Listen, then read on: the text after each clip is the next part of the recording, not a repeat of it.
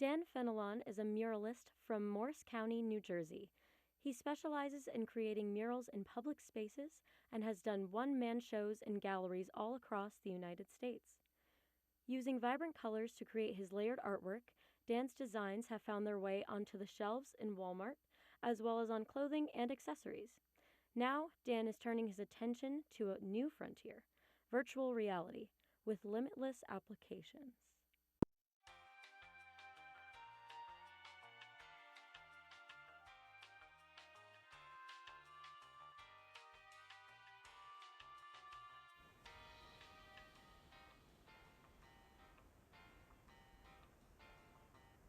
Welcome to another episode of Garden State of the Arts. I'm Professor Brian Sahatsky, and today I'm joined by artist Dan Fenelon. Welcome, Dan. Thank you, Brian. Thanks for having me. Of course. So what are you guys doing over at Core Creative Placemaking? Well, we just finished a big project for the company. It was called the Theater of Light. It was for Mayo Performing Arts Center in Morristown. It's an event where we have people come out, and it's like a winter festival that we do. And I create all these kind of temporary art installations that people can add to, and they get involved with the creation of the project. My wife Katie runs the whole event.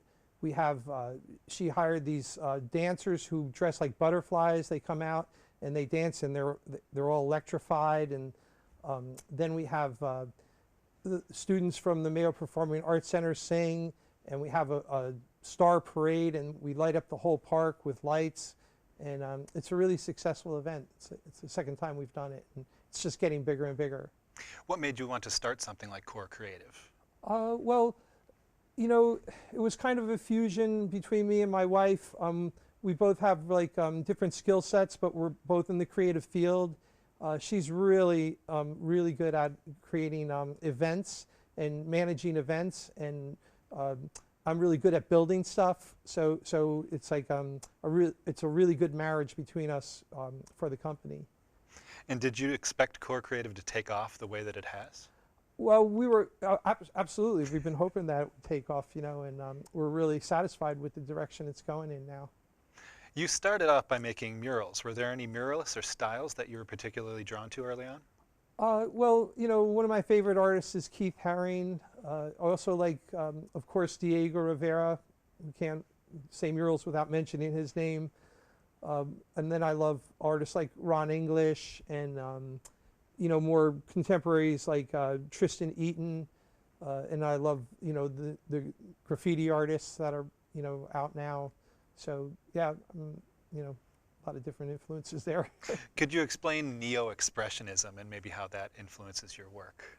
Well, neo-expressionism is a movement that happened in the 80s, and you know, it was kind of you know, based on originally on expressionism, so just an extension of that. And you know, it's kind of a visceral way of working where you're sort of you know, in the moment, you're working from the heart, and you're just kind of creating pieces that you know, express your feelings, you know. Yeah, speaking of that, maybe you could talk about your creative process. I think we actually have some footage here of you creating artwork. Oh yeah, so yeah, so the way I work is it's always different. You know, sometimes when I'm making murals, it's you know, like it's all thought out. I go and I have brainstorming sessions with people, and we you know, talk about the icons that are going in the mural. And then they know that the mural is going to look like my style, you know. So, you know, that's one way of doing things. And then the other way is, you know, I just start painting. Like when I'm in my studio, I don't have to worry so much about, you know, it being a public project, and it's more expressive.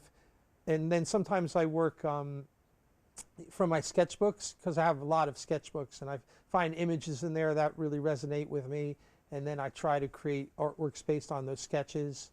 And then when I'm really getting that creative block, I like to go out and just look at other people's work, you know, and try and get influence from what they're doing and inspiration from other people. And what spurred you to be interested so much in virtual reality? Well, you know, so that's kind of an extension to my commercial art. I was a commercial illustrator for around 20 years. One of the companies I worked for was Major League Baseball, and I did a lot of 3D graphics for them. So I was really involved with, I've been involved with 3D model making, and then when the 3D printer came out, I started doing that, and then you know, 2 years ago I got the headset, and I realized, well, this is like another thing, you know, this is like the next level, you know. What type of softwares and programs do you use? So you know, I use all different software. So I have Gravity Sketch in virtual reality, Tilt Brush. I use Blender is a 3D modeling program that I use to create some of the environments. Fusion 360, and then it all gets composed in a program called Unity, and that's where you can set up all the first-person controllers and things like that that make the virtual reality environments viewable. Yeah, and a lot of this seems like it's very integrated. How long do you think it takes to create something from start to finish? Well, I just created a pretty big project, and I've been working on it for about 6 months.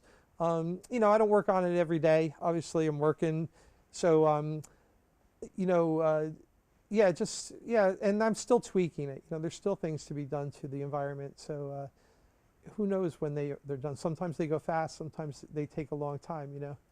And yeah, and there's some examples of totems that you've inserted into a skateboard kind of like mechanisms. You know, talk about that a little bit? Oh yeah, sure. So you know, that's kind of like it's like my marriage between skateboard culture and art, you know, and primitivism. You know, I really love the whole tiki culture. I grew up, like, you know, at the Jersey Shore, you know, and we had our own tiki culture down there, and you know, I really love like low rider culture.